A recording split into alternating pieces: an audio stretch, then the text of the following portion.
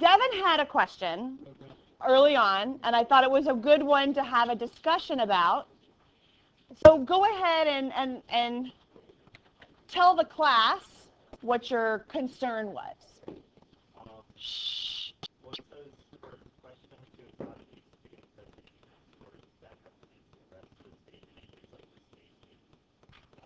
Okay, so we're going to stop there. So how do these scores stack up against the rest of the state? And so what was your concern about that statement? Well, we're taking a sample of 30 students. A sample of the names were given, yes? Right. So we're assuming that the 2 pages of SAT scores were everybody from the high school. Would you agree with that? Okay. Small high school, obviously. Right. So we're assuming that, yes. So what was your concern? A school, one school in the state would be considered a cluster sample. Would you agree with that? Okay. And so what was your concern with that? School could be like a magnet school or like smart people, so they would probably have higher scores. Okay. So his concern is it meet the representative condition, right? That's the issue. So what we're trying to do is we're trying to say, does this school compare to the state? Like even I don't care if it was a magnet school. Okay, let's say it's a school for everyone with really high IQs and they're all overachievers and they're all doing really, really well. If you look at the SAT scores, that's not true. But let's say that even if it was, it really wouldn't matter because what you're trying to do is compare yours to the state, which means maybe they're asking, do we have evidence to say that our SAT scores are better than the state average? And so that would be kind of like their claim to fame. So that's okay that happens. And like on the hypothesis test, wouldn't you want your scores to be like higher than 503? Well, it doesn't say that. What is your alternative hypothesis? We're going to get to that in a minute, okay? Because I think that's what you're asking, right? Okay, so we'll come back to that question in just a second. But let's go back to Devin's for just a minute, okay? So how does what we're doing meet the representative's condition on the test? Or does it? Well, we meet it because we are randomly sampling within that cluster sample, right? So we are randomly sampling from within. Even if we did everybody, it would still meet the condition because it's representative of that cluster sample, right? So that's what we're trying to make sure. We're trying to make sure that our sample is representative of who we are sampling from, okay?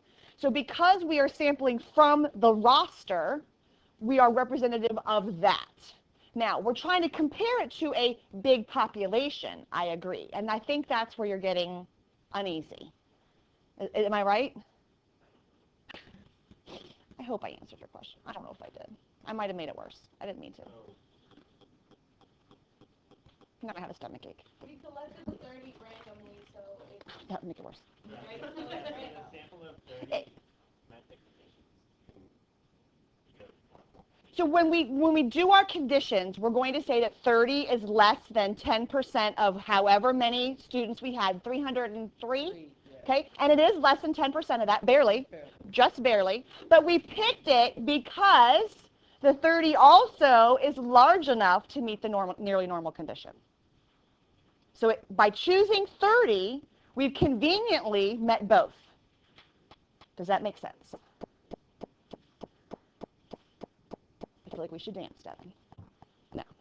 I'll come back to you. Maddie, I answered your question. Perfect. What other questions do we need to talk about in terms of the conditions, the investigative task up to this point? Yes. There's stupid out loud too. But, because like the SAT is like it's an optional test, wouldn't that affect scores as well because only the people? The optionality of the test doesn't really affect the scores. What might affect the scores is that I know that at Stonewall Jackson High School, for example, you're required to take the PSAT, right?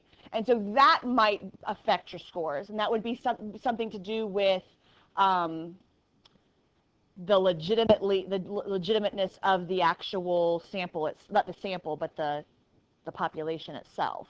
But that doesn't really have any effect on this. But it's a good question to ask yourself, I think. Because some states pay for it, some don't, so that might be an issue. But because we're comparing it against maybe everybody that's in the same, under those same conditions, we should be okay. What other questions do we have? Yes, ma'am. Hang on. It said the what? Number one, it said the mean is, what is the mean SAT? You have to actually calculate it. Yes, yes. Oh, I'm sorry. Wait, hang on. Yes. The entire mean of 303. Okay? Okay, hang on. Devin has a great question. What'd you say?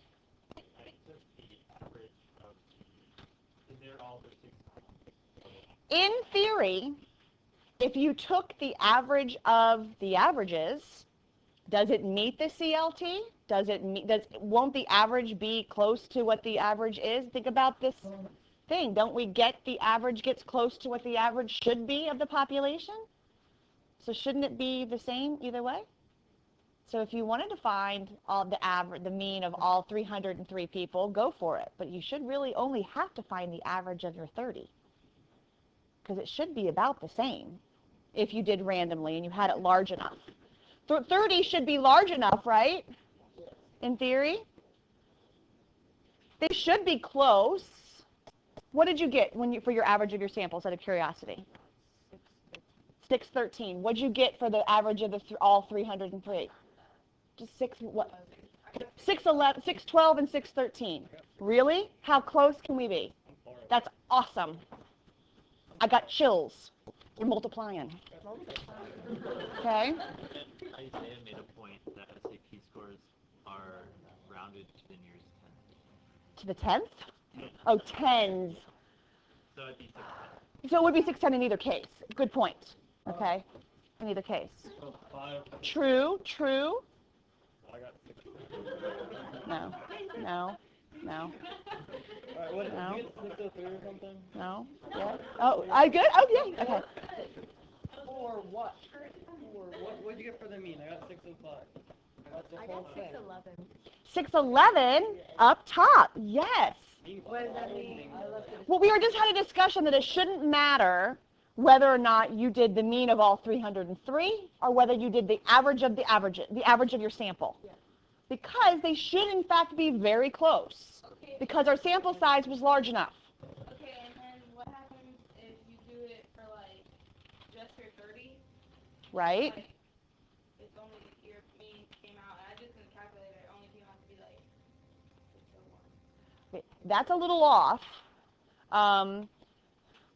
And I mean, that has because there's sampling variability, right? It depends on maybe you got like Joe Schmo who got like a 200 on his SAT, right? And so that's going to affect your sample. So that brought yours down. It's okay, is my point. All right? It's okay. All right? Good? Because based on your sample, it's going to be different. I know I'm going to have to grade all 28 of them differently. Okay? It's going to take me 2 days, but it'll be all right. Okay. So, we okay with answering question 1 now? Longest part was actually. Yeah, like numbering that. Well, the hardest part was collecting the darn sample, right? Because SRS, because you had to figure out, like, where's column 227, right? I get it. Okay? Yeah. And it was like 50. You needed to number each row and not do, I believe Zachary last class was trying to come up with a shortcut, if I remember, and he was saying, okay, let's randomly pick the third group and then pick from the third group. That's actually not an SRS. So that's a stratify, and you're stratifying by what? Normally you stratify by like a common characteristic, like you stratify by grade or you stratify by age or whatever. but you're stratifying by column, and that's not really effective. What, baby? And that would be not correct. That wouldn't be right, because then you're messing up with everybody in the A's. You know what I'm saying? Like, that's not a good. That is actually an inaccurate method of sampling. Yes. Wait, you mean like you chose like you put in the calculator like number 1 through 5. Exactly. That's wrong. And then like from them like 1 through like 50. Right. Right. That is not an SRS. Now, when we collect our own data at the end of the year, where you're going to have to go and ask people questions, there's going to have to be some modifications. There's no way you're going to be able to do an SRS. There's just no way. So we will make modifications when we get there, but for now, you can do an SRS, so you should. Okay? Always do it if you can. All right, what other questions do we have so far? I love these questions, by the way. I didn't answer it. What was your question, baby? What's our alternative? Oh, the alternative hypotheses. Okay. So let's make a decision as to what our null is first. Okay, so we had a whole 11-minute conversation with the whiteboard. Hi, everyone. Okay, what is our null? Our null is that the average of the school is the same as the population, so it was, what was 503 is a claim. Okay? Now, pay attention to the wording. It does say, how do these students stack up against the rest of the state? Okay. On the bottom, it says you need to investigate the first 2 questions above. Notice it says, draw a sample of those students, which you already did. And then it says to create a 95% confidence interval. So we probably need to do that, since that's what it says to do, which means that we'll come back to this idea in a minute. Okay? So you should have created a 95% confidence interval for the high school based on your sample, right? Okay? So your confidence interval should have been whatever your sample mean was that you got, your 6, 12, or 13, or whatever, plus or minus. 95%, we're dealing with means T, right? So we're going to have the T star with a degree of freedom of 29, because we did a sample size of 30, correct? So we'll look that up. I'm giving that to you. And then we're going to do our sample standard deviation. And again, I don't know what that is, because only you can tell me what that is, right? So everybody's S will be different. And then you're going to divide by the square root of 30. So everybody, when I'm grading these, okay, I'm going to have to look for these 2 things as being different for each of you. Everyone will have a different sample, right? Yes? Okay, just making sure. So please be kind to Mrs. Mackert and tell me what you found your sample mean and sample standard deviation to be kind of in the beginning. Would you do that kindly for me so I know what to look for and where? Okay? Right. Once you find this, what are we looking to capture in our confidence interval? 503, because that's the claim, right? If your confidence interval does capture 503, what information can you say? I'm going to give you something hypothetical. Let's say, hypothetically, I have my interval is 500 to 520. Okay? Then what? Well, if we had a null, we would fail to reject it. We would say that our students are no different than the state's, because we've captured the claim, right? If your confidence interval captures 503, these students are no different than the state. Good? What if, and I think this probably will happen since our means were so much higher, let's say that we got our confidence interval to be something along this line. I'm making the numbers up. I don't know. What would we say here? Maybe I did it before. I don't know. Okay. So we're not doing a hypothesis test, but yes, we would reject the null if one was listed. But what would we say? What would our interpretation be? We're 95% confident that. Keep going. Come on, Daniel. You got it. The true mean of, at our school, by as much as 50 to 120 points. Or what? Oh, it's 503, not 530, right? All right, so whatever the difference between these and 503 is.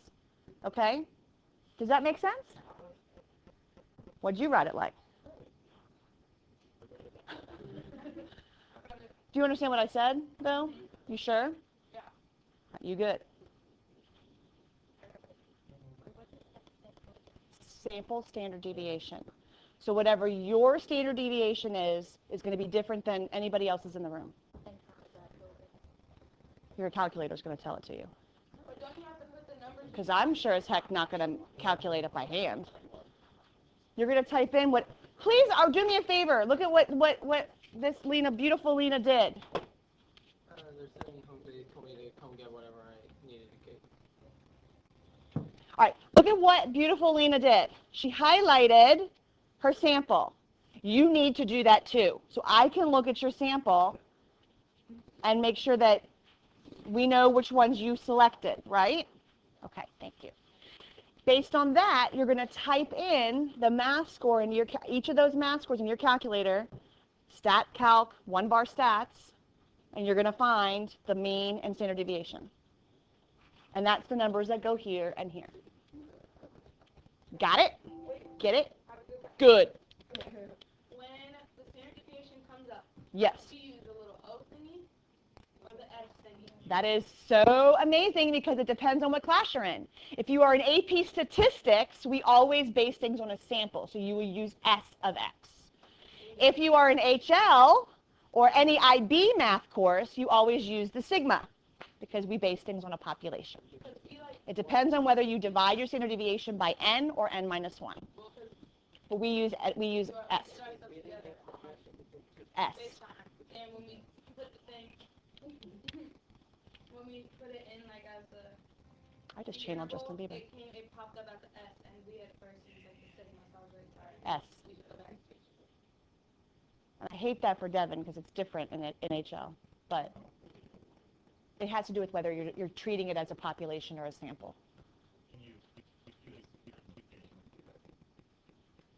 No, this AP Stats always assumes things are samples. Or how do I go to the L1, not the, I want the table. Stat edit. Oh, yeah. All right. Are we good so far? Okay.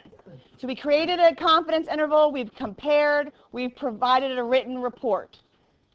Okay? That's really all I asked you to do, quite frankly. Okay? Last night. You didn't have to do a hypothesis test yet. Okay? If you wanted to do a hypothesis test to back your data up, I'll give you extra credit. Wait, I have a question. Only if you're here today, you would get this information. Guess if you watched it, you'd get it too. Yes? So, since in our like confidence intervals, we found that it's higher, wouldn't in our hypothesis test we say that it's Okay.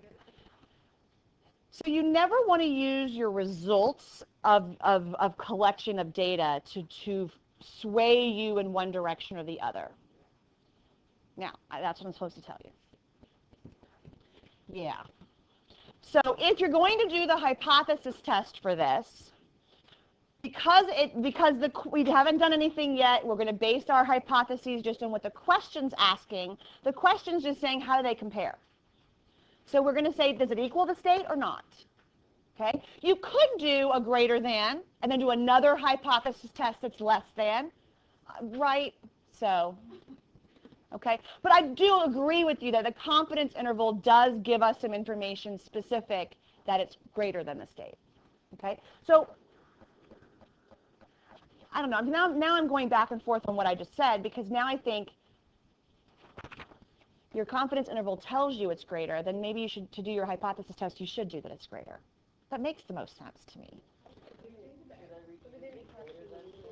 If you did it as not equal to, that's okay. I'm not going to be, because it doesn't say one way or the other here. But if you did the confidence interval first, then it does make sense to go into greater than after that. I agree.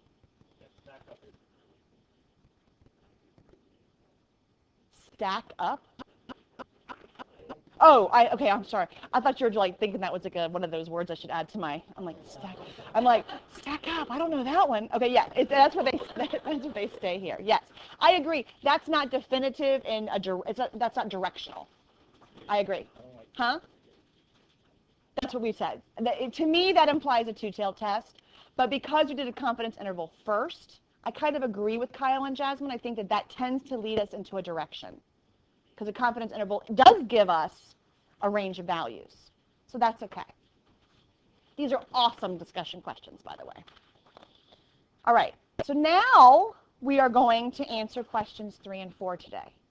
Okay? And I'm going to help you really do, so remind me that I am telling you that if you did a one sample t-test, in addition, you have to do the confidence interval. That's what it says to do, right?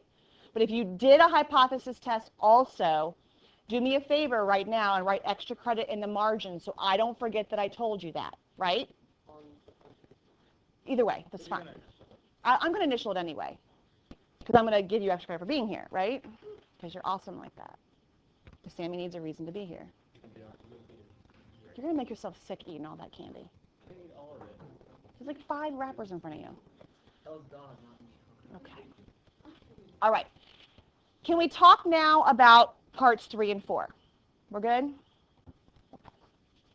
So, if you look at question 3, it says, is there a significant difference between verbal and math scores for these students?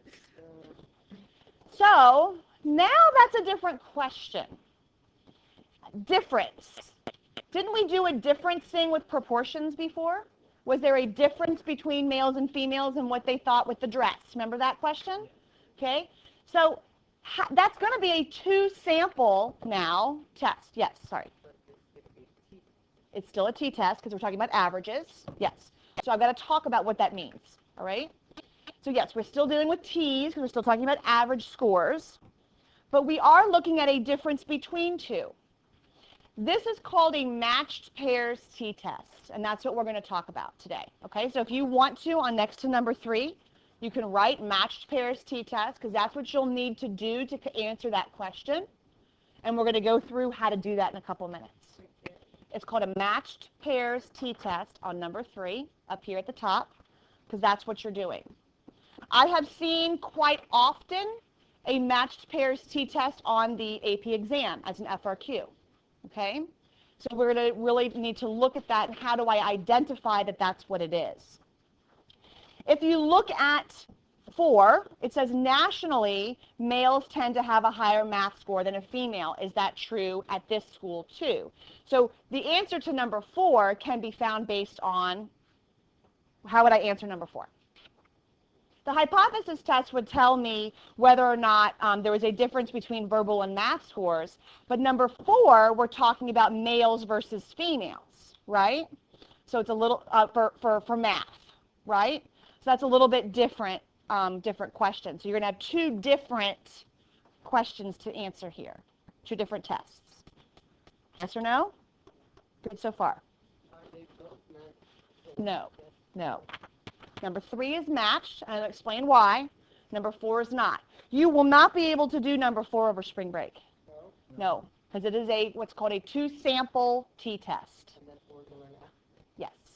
So you'll only be able to do number 3. So before we even get to what the difference is, why is that? Looking at just the wording of the question, why would I call number 3 a matched pair? Devin? Erica, you want to help us? Or are you just stretching? Okay. So let's look at beautiful Lena's highlighted work again. Okay? Each of her highlighted things on her chart is a sample, right? What am I doing with each of these? I'm comparing, I'm matching within each highlighted thing. Does that make sense? I have matched per thing, right? I'm comparing within those. Are we within each? I'm comparing with the highlighted, the verbal, and the math. Okay? How is that different from question 4? What is question 4 asking me to do? Now I'm comparing I'm putting males in one group, and I'm putting females in another group, and I'm looking at those two. I have a question for you with that, though. We've done a sample of 30, right? You're not going to have 30 males and 30 females because you have a total of 30. So I'm just asking a question. Have we met the conditions? So we'll talk more about that after break because we're not going to do that test today, okay? But I want you to think about that. That's different than matching because we're putting males versus females, right? There's no matching at all, right? But when we're comparing verbal scores to math scores, we're matching per student. Every highlighted bar in the graph or in the chart that you highlighted is a student. So you are matching that student has a verbal score and that student has a math score. And we're trying to compare the difference between them. Do we understand the difference between what I'm saying? Okay, so we're going to do 2 different tests for questions 3 and 4. 3 will get done today, 4 will be after break. Fair enough? Who had a question? Someone had a hand raised. Yes, sir.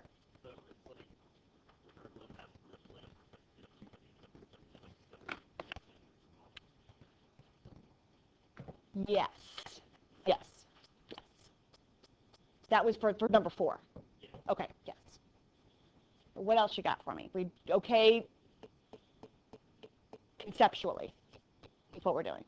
Maddie. I'm a little confused on why it's matched. Okay. What is So let's talk about what is a matched pair. Okay, so here's where you want to take out some notes or do whatever and follow along, clap along if you want to, whatever. Okay. So matched pairs, paired t-test, another way to say it. What is a paired t-test? Why are we matching? What is matching? What are we doing? Okay. It's used when we talk about paired data. So every highlighted data point on here is paired because each highlighted has a math and a verbal score. So each one is a pair in and of itself. Does that help? Would it be like if you were to measure height and weight, like the two can just kind of go together? If you were trying to see if there was a relationship or if there was a difference between height and weight, yes, but usually you don't look at that difference. Let me see if there's another example of a matched pairs here. I think I go over one. Dun, dun, dun. Okay, so another idea of a matched pair would be sometimes we call a before and after design. So before I do jumping jacks, I take my pulse. I do 50 jumping jacks and I take my pulse again. It's matched because it's the same person before and after. That's another matched pairs design. Okay? So we are matching the same person took the 2 SATs, took the verbal and the math. So it's matched by that person. Does that help? Okay. Sure. Okay. Good so far? So what we want to do anytime you have a matched pairs t-test is you're going to actually create a third data set. Okay?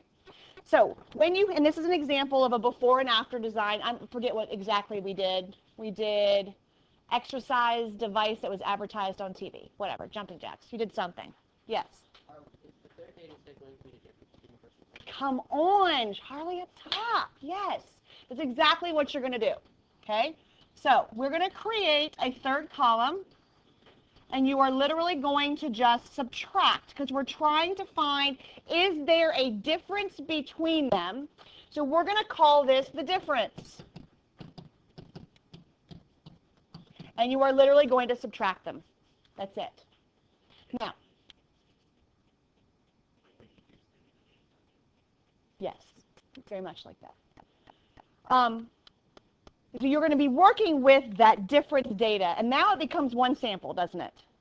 And now we know, that's me, sorry. And now we know how to deal with one sample data because that's what you did with the first question, didn't you? Right? You looked at the average math scores of that one sample that you took. Well, all we're doing now is creating that extra data set by doing the subtraction, and now you have a difference set of data. And then you do everything else the same, literally. Okay? So let's just try this here. Now, what order should I subtract? Does it matter? It doesn't matter, but you got to pay attention to it. Okay, so you have to know what order you're doing so that if you get a bunch of negative solutions, you know which one would be bigger, that kind of thing. So which way do you want to subtract? After, before, after? Before minus after, fine. But be clear about that here, okay? So write it down for me. So we're going to say before minus after. So we know, okay? And we're going to actually do the subtraction. Let me use a different color so it stands out. So we have 0, 4, 4, 1, helps if I can add 4, 8, 3, 2, negative 1, and 3. Aw, poor Ivan. I think he didn't do his exercise. He actually went up. Okay? I'd be like Mrs. Mackert. I try something, it just doesn't ever work. All right, so what do I do with this information? Let me show you how quickly it is done on your calculator, which I think you might want to do, because do a lot of you already have your sample data in list 1, like your math scores listed there? Okay, leave them, okay? So don't do this on your calculator. Go grab a different calculator to play with today, because if you have your data already in there, you don't want to retype that, okay? Yes, if you want to use 2 different lists, perfect. Just make sure you remember that you did that. Okay? Fine. Or you grab a different calculator. I don't care. Either way. Yes, love. So when you took the difference, Mm-hmm. if you took the standard deviation of the difference, Okay. I'm listening. you find the differences. That's different than the standard deviation. Well, right, but you take the average difference, and then you subtract each one, and then you square it. Okay, I see what you're doing. Yes. All right, right. And you're doing this because? Would that tell you anything? I'm sure it would. Well, what it would tell you is how spread out the data is. So was there a large number of differences or a small number of differences? Did everybody about lose the same? That's what that would tell you. If you had a large standard deviation, then you had a variety of different differences. A small standard deviation would be they all lost about the same amount of beats per minute. Your pulse went down about the same. Okay? Good question. I love the thinking. All right, so what we're going to do is I'm going to actually show you how to just do this all in the calculator, which is fine. You're obviously going to have to write down that column of differences.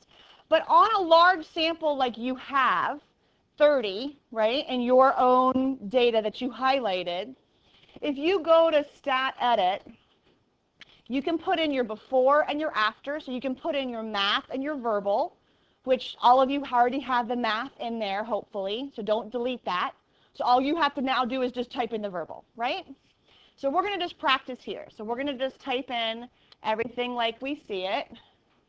And then to create our difference column, you can just simply go to L3 and just do L1 minus L2. Okay, it's pretty standard here. Did I miss one? Oh, thank you.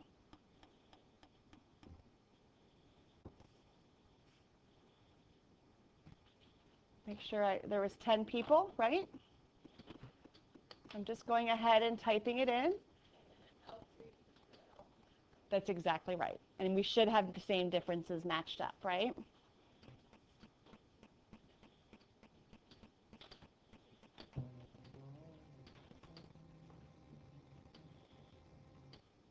Okay, so I'm going to go up to L3 now, and I'm literally going to tell the calculator to subtract L2 from L1, because that's going to be our differences, and we're going to hit enter.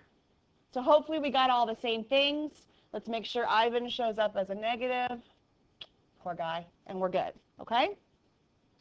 So when we do our t-test or our t-interval or whatever we're trying to do, what do we have to be careful of in the calculator? Is everyone where I am at yet? Can I wait a minute for you to finish typing it in? All right, I'll pause. So let's just see what would happen, okay? We want to see if this exercise equipment reduced the heart rate, okay? Does it look like it did for the most part, looking at the data? Yeah, probably. So if we wanted to do a test in that direction, does it reduce the difference? We could go to our tests. What if I said I wanted to know by about how much? Would that be a hypothesis test or would that be a confidence interval? If I was asking you for specifically how much it reduced, that'd be a confidence interval. I'm looking for a range of values. So which value would I go to here? What test am I using? The t-interval. So let's go there. So we're going to go to the t-interval. Now, I have the data in there. Which list am I going to tell the calculator to use? Not all three. L3, sorry, I misheard you. All right, so L3, good. And we'll do a 95% one. That's the thing you just have to be careful of. It's just once you find the differences, just use that list every time. That's all. No big thing. Or whatever list you put them in, if you put them in 4 or whatever. And we'll calculate it. Does the answer surprise you in terms of the confidence interval? Is the equipment effective? Yes or no? In reducing the pulse rate? Why? Perfect. It doesn't capture 0. If it captured 0, there'd be no difference, right? But it doesn't capture 0. We can actually say we're 95% confident that it reduced the pulse rate by as much as 1 to 4.5 beats per minute, right? Now, what if those were backwards? What if they were negative? And we had negative 4.6 and negative 0.99. You see why I'm talking about the way you subtract matters? Okay? So you just have to pay attention to that. That's all. We good? How you doing, Evie? Fantabulous, even? See? Devin, better?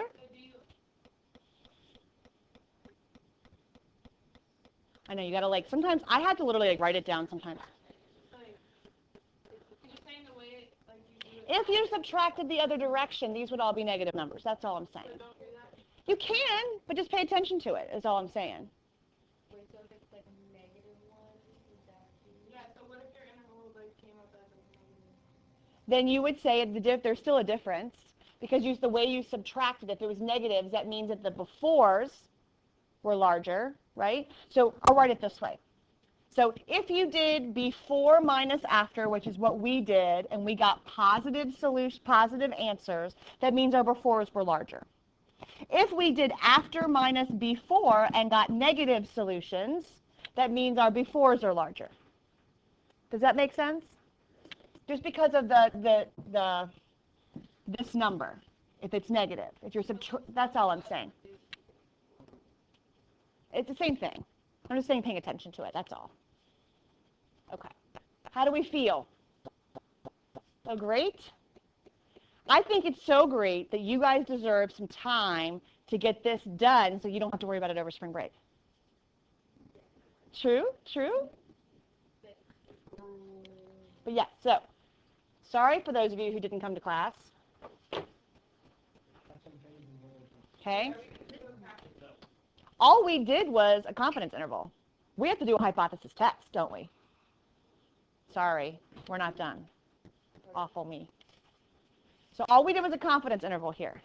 I think I told you to do a hypothesis test here, right? Okay, so let's do that. So what are we going to do in this case? Let's go ahead and just practice with this example. What would how would the hypothesis be different? What would be different about a hypothesis test in this case? What would our null be? What would our alternative be? The null would be, look at my notation because it matters. The mean of the differences is, we're trying to capture 0, right? There is no difference. Okay? So notice that notation. In a matched pairs design, that capital little d does stand for differences, and that's the assumed notation that you will always use. What would the alternative be? What are we trying to see if it did? If it reduced our rate, right? So if it reduced our rate, our pulse rate, would we want the differences to be positive or negative? positive in the direction that we subtracted them. Because if the difference is positive, it reduced our rate if we went before minus after, right? So you could write those in context as well. There is no difference between the pulse rates. The equipment as the alternative was effective in reducing pulse rates. Okay. How about the conditions? Has anything changed with that? What are the conditions? Randomization. Did we collect our sample randomly? Yeah, better, right? We were supposed to do an SRS, so what else? 10%. So our sample size of 30 is less than 10% of, so isn't it really the same conditions as the originals, right? Nothing's different. Nothing's different. So the conditions really stay the same. How about the test statistic? Or before we get to the test, that's fine. The test statistic. Is there a difference with that? Well, the only thing is that we're always dealing with the differences, right? So we're just dealing with those. That's just make sure that any calculations you perform are dealt with those numbers. That's really the only thing that you have to worry about. Yes? You okay? Okay, I just want to make sure, because what you're doing in question 3 is a hypothesis test. So I want to make sure that that's what you are doing. Okay? So what's that? The hypothesis test on the first one, the first sample. You are required on number 3 to do, like question number 2 just said how do you stack up, right? So that was, and if you read the part below that, do you have yours with you? Here it told you how to test for that. It said to do a confidence interval. I said if you wanted to do a hypothesis test in addition to that, I'd give you extra credit, okay? But for number 3, that is a required hypothesis test, and it is a matched pairs design. Are we okay so far? Okay.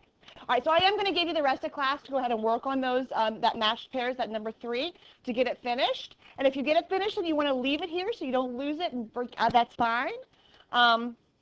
And you won't have any homework over spring break other than to start reviewing for your AP exam, but we'll deal with that.